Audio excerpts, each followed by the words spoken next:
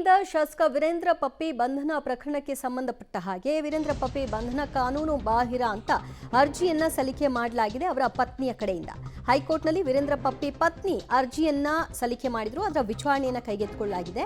ಹೈಕೋರ್ಟ್ನ ನ್ಯಾಯಮೂರ್ತಿ ಎಂಐ ಅರುಣ್ ಅವರ ಪೀಠದಲ್ಲಿ ವಿಚಾರಣೆಯನ್ನ ಆರಂಭಿಸಲಾಗಿದೆ. ಇಡಿ ಪರವಾಗಿ ಎಎಸ್ಜಿ ಅರವಿಂದ್ ಕಾಮತ್ ವಾದಿಸ್ತಾ ಇದ್ದಾರೆ. ಇದು 30,000 ರೂಪಾಯಿಗೆ ಸಂಬಂಧಿಸಿದ ಪ್ರಕರಣವಲ್ಲ ಅನ್ನೋದು ಅವರ ವಿವರವಾಗಿದೆ.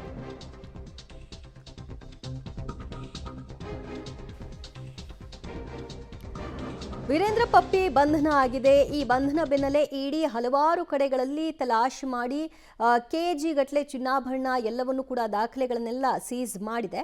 ಇದೆಲ್ಲದಕ್ಕೂ ಕೂಡ ಈಗ ವೀರೇಂದ್ರ ಪಪ್ಪಿ ಅವರು ಉತ್ತರವನ್ನು ಕೊಡಬೇಕಾಗತ್ತೆ. ಅದರ ನಡುವಲ್ಲಿ ಅವರ ಪತ್ನಿ ಅವರ ಬಂಧನವನ್ನೇ ಪ್ರಶ್ನಿಸಿ ಕೋರ್ಟ್ಗೆ ಅರ್ಜಿ ಹಾಕಿದ್ರು.